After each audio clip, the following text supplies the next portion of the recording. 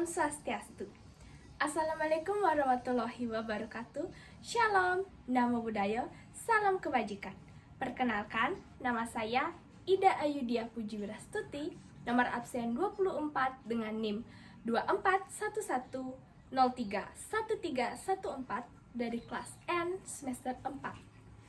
Pada kesempatan kali ini, saya akan membawakan video terkait skenario pembelajaran pendidikan Pancasila di kelas 3 SD dengan materi kekayaan suku bangsaku. Indonesia merupakan negara yang kaya akan keberagaman suku, bahasa, dan adat istiadat. Setiap daerah di Indonesia memiliki ciri khas dan adat istiadat mereka masing-masing. Itulah yang menjadi identitas dan juga kekayaan bagi bangsa kita, Indonesia. Keberagaman suku bangsa inilah yang harus kita cintai, lestarikan oleh seluruh masyarakat Indonesia, termasuk oleh anak-anak di usia dini. Pengenalan materi kekayaan suku bangsaku menjadi sangat penting untuk menumbuhkan rasa toleransi dan juga kebinekaan pada anak-anak. Melalui pembelajaran ini, peserta didik diharapkan dapat mengidentifikasi macam-macam suku, rumah adat, dan juga pakaian adat di masing-masing daerah yang ada di Indonesia, dan menjadikan perbedaan ini sebagai pemersatu kita, bukan sebagai penghalang bagi kita. Pemilihan materi ini juga dilatar belakangi karena masih kurangnya pemahaman peserta didik terhadap kebudayaan yang berada di sekitarnya. Masih banyak peserta didik yang belum mengetahui tentang macam-macam suku beserta ciri khasnya masing-masing. Maka diperlukan pembelajaran yang menarik dan juga bermakna agar peserta didik dengan mudah dapat memahami materi dan juga dapat menghargai perbedaan itu sendiri. Selain itu, di era globalisasi seperti saat ini, budaya luar mulai masuk dengan pesat ke dalam negeri kita. Hal ini ditakutkan dapat mempengaruhi cara pikir dan juga cara bersikap generasi muda jika tidak kita tanamkan rasa bangga dan juga cinta terhadap kebudayaan dan tanah air. Maka dengan pemilihan materi kekayaan suku bangsaku ini relevan dengan kehidupan nyata untuk meningkatkan identitas nasional dan juga rasa cinta terhadap tanah air. Adapun capaian pembelajarannya yaitu peserta didik mampu membedakan dan menghargai identitas diri, keluarga, dan juga teman-temannya berdasarkan budaya, suku bangsa, bahasa, agama, dan kepercayaan di lingkungan sekolah, lingkungan keluarga, dan juga masyarakat. Adapun tujuan pembelajarannya yaitu ada 3. Yang pertama adalah peserta didik mampu mengidentifikasi berbagai ciri suku bangsa melalui pengamatan video pembelajaran. Dan yang kedua yaitu peserta didik mampu menjelaskan keberagaman budaya dari berbagai suku bangsa seperti pakaian adat dan rumah adat sesuai dengan nama daerahnya dengan mengerjakan tugas kelompok. Dan yang ketiga yaitu peserta didik mampu menunjukkan sikap menghargai perbedaan identitas melalui perilaku yang toleran, saling menghormati, dan hidup rukun dengan orang lain. Peserta didik kelas 3 SD merupakan peserta didik yang masih berada di dalam tahap perkembangan operasional konkret, sehingga membutuhkan pembelajaran yang kontekstual, bermakna, dan berkaitan langsung dengan kehidupan nyata. Oleh karena itu, diperlukan modal pembelajaran yang dapat mendorong siswa untuk berpikir aktif, memecahkan masalah, bekerja sama dengan teman sebaya. Maka, saya di sini memilih untuk menggunakan model pembelajaran Problem Based Learning atau PBL. Model Problem Based Learning atau PBL dipilih agar peserta didik merasakan pembelajaran yang berbasis pada masalah di kehidupan nyata.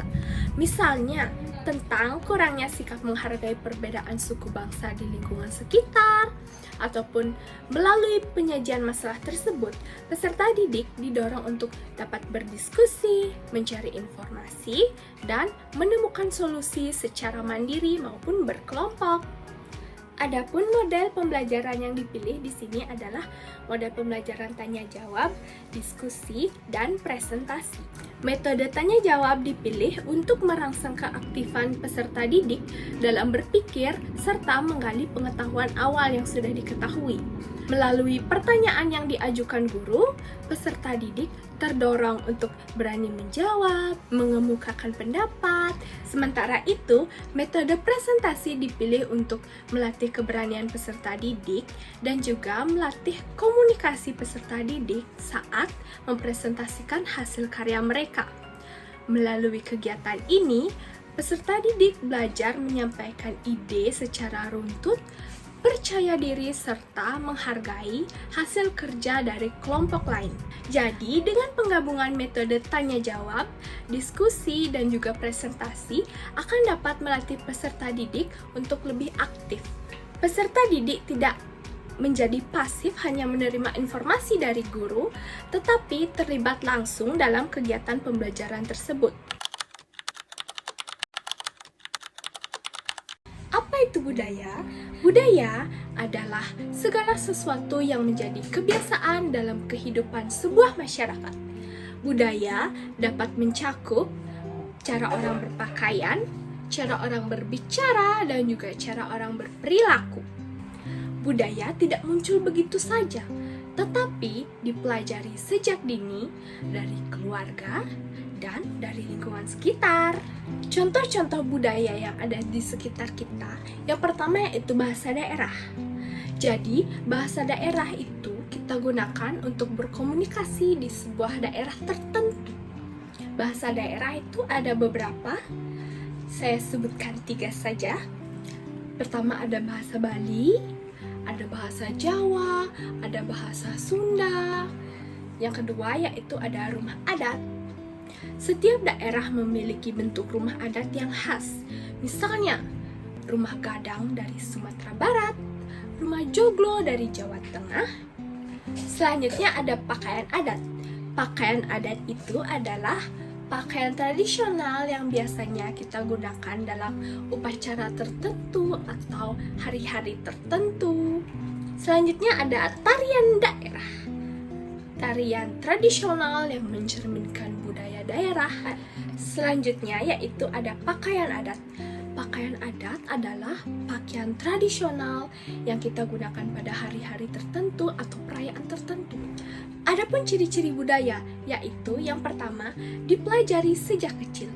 Jadi, budaya itu kita dapatkan atau kita pelajari mulai dari keluarga dan lingkungan masyarakat sekitar kita. Yang kedua yaitu budaya itu milik bersama. Jadi, budaya itu adalah milik sekelompok masyarakat, jadi bukan hanya milik satu orang. Yang ketiga, budaya itu diteruskan dari generasi ke generasi pastinya. Dan yang keempat, yaitu budaya itu berbeda-beda pada setiap daerah. Karena itulah yang menjadi ciri khas atau keunikan daerah tersebut. Kenapa sih kita harus mempelajari tentang budaya? Karena budaya adalah identitas dari daerah tertentu. Jadi, budaya itu merupakan ciri khas dari daerah tertentu yang membedakannya dengan daerah lain. Yang kedua yaitu menunjukkan kekayaan bangsa kita. Seperti yang dikenal, Indonesia memiliki banyak sekali kebudayaan yang berbeda-beda. Yang ketiga, budaya harus dilestarikan secara turun-temurun agar tidak punah. Karena budaya merupakan identitas dari daerah kita masing-masing. Lalu, agar kebudayaan kita tetap lestari, apa yang harus kita lakukan? Yang pertama yaitu mempelajari budaya daerah. Bisa dengan mempelajari tari daerah atau menyanyikan lagu daerah. Yang kedua yaitu menggunakan bahasa daerah. Bahasa daerah bisa kalian gunakan saat berada di rumah, berkomunikasi dengan keluarga, maupun berkomunikasi dengan masyarakat di sekitar wilayah kalian. Yang ketiga yaitu menghargai, menghormati kebudayaan orang lain. Jangan pernah menjelekkan kebudayaan manapun, karena setiap budaya itu indah. Pengertian suku bangsa. Suku bangsa adalah sekelompok masyarakat yang memiliki kesamaan asal daerah, bahasa, adat istiadat, dan budaya. Setiap suku di Indonesia memiliki ciri khasnya masing-masing. Coba sebutkan suku bangsa apa saja yang kalian tahu yang ada di Indonesia. Ayo kita sebutkan sama-sama contoh-contoh suku yang ada di Indonesia. Yang pertama, ada suku Jawa yang berasal dari Pulau Jawa. Yang kedua, ada suku Batak yang berasal dari Sumatera Utara. Yang ketiga, ada suku Dayak yang berada di Kalimantan. Yang keempat, ada suku Bali yang berada di Pulau Bali. Yang kelima, ada suku Asmat yang berada di Papua. Dan masih banyak lagi. Sekarang, mari kita sama-sama mengenal pakaian adat yang ada di Nusantara. Yang pertama ada ule balang dari Aceh. Yang kedua yaitu ada kebaya dari Jawa Tengah. Selanjutnya ada payas agung nih dari Pulau Bali. Kita lanjut ke baju bodo yang ada di Sulawesi Selatan. Selanjutnya kita berangkat ke Papua. Ada koteka. Selanjutnya ada pakaian adat Bundo Kanduang yang berada di Sumatera Barat.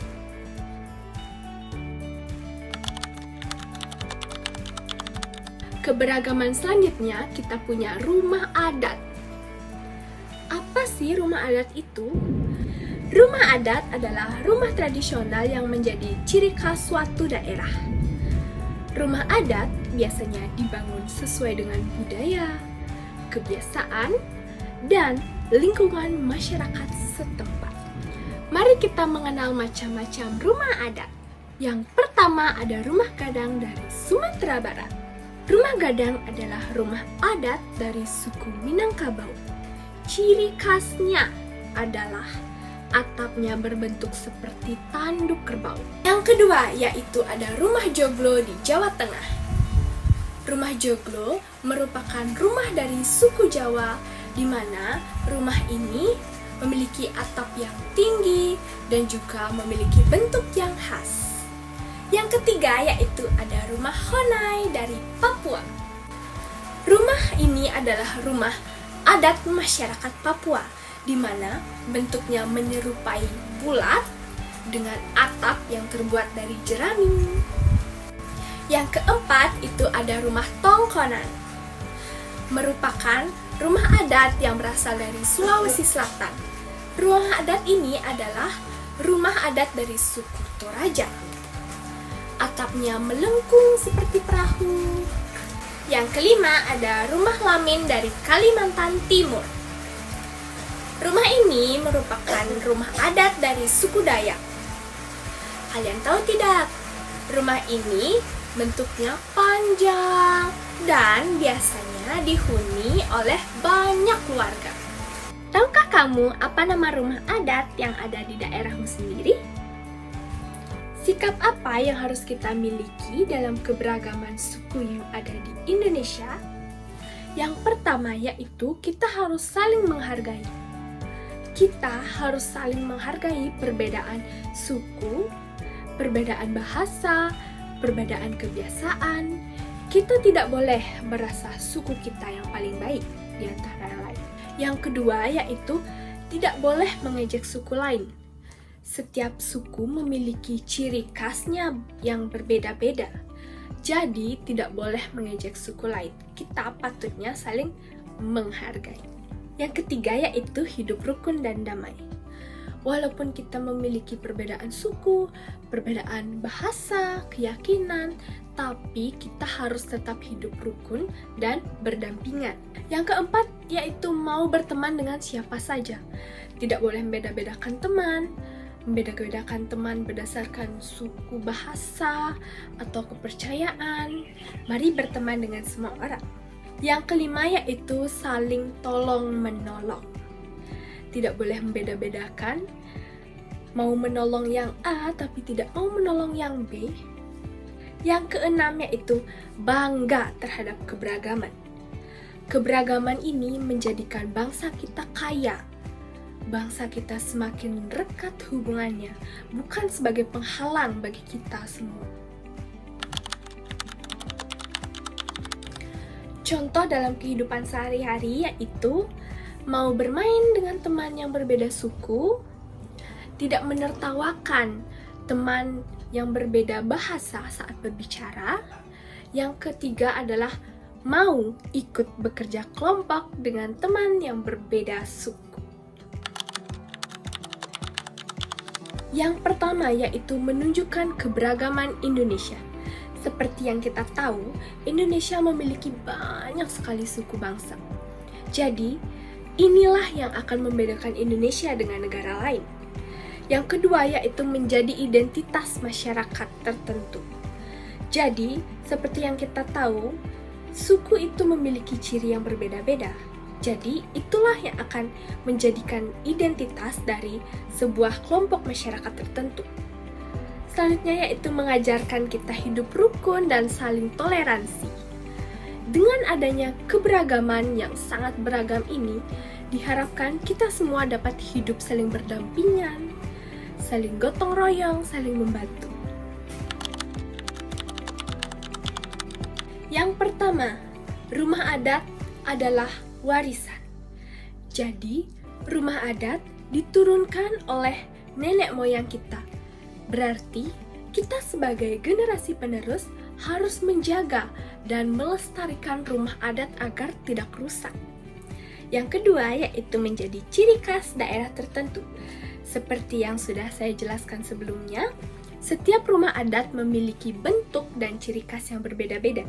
Jadi, itulah yang akan membedakannya dengan rumah adat di daerah lain. Yang ketiga yaitu mencerminkan cara hidup masyarakat di sana. Karena rumah adat itu menyesuaikan dengan lingkungan tempat tinggal.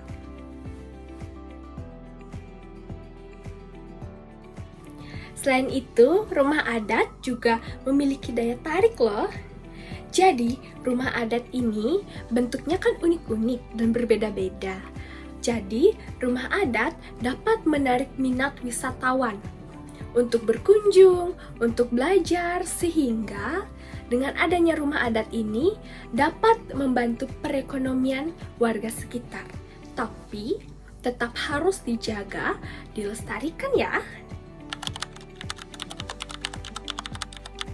Pentingnya pakaian adat. Kenapa sih pakaian adat harus dilestarikan? Padahal kita sudah punya pakaian modern seperti sekarang yang sama-sama nyaman juga dengan pakaian adat dan sama-sama menarik juga dengan pakaian adat. Itu karena pakaian adat sebagai identitas daerah. Setiap daerah memiliki bentuk dan juga corak pakaian yang berbeda-beda. Sehingga dengan bentuk dan corak yang berbeda-beda, itu bisa menunjukkan dari mana asal pakaian daerah tersebut. Yang kedua, yaitu pakaian adat kerap digunakan dalam acara-acara resmi tertentu, seperti pernikahan atau peringatan hari-hari besar. Yang ketiga, yaitu pakaian adat yang kita kenakan dapat menumbuhkan rasa bangga. Kenapa? Karena pakaian adat kita indah. Yang ketiga, yaitu menunjukkan keindahan budaya Indonesia dan juga rasa bangga. Kenapa? Karena pakaian adat di Nusantara itu indah. Jadi, ketika kita memakainya, ada rasa bangga tersendiri saat memakainya. Jadi sebelum saya akhiri videonya, mari kita mereview ulang kembali apa saja yang telah kita pelajari tadi. Yang pertama, kita sudah mengenal pengertian budaya.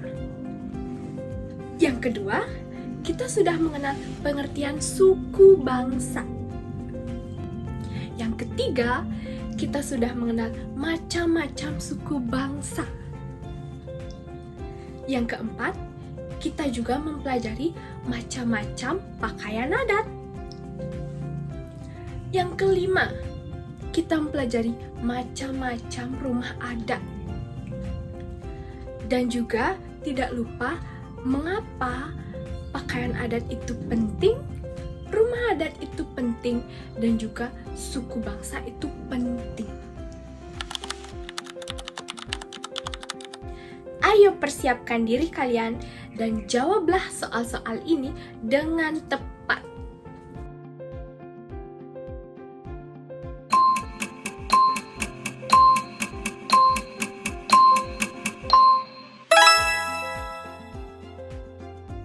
Sekian video dari saya. Jika ada kesalahan kata yang kurang berkenan, saya mohon maaf sebesar-besarnya. Dan jika ada saran ataupun kritik yang membangun, akan saya terima dengan senang hati. Akhir kata, saya tutup dengan Para Santi. Om Santi, Santi, Santi Om. Assalamualaikum warahmatullahi wabarakatuh.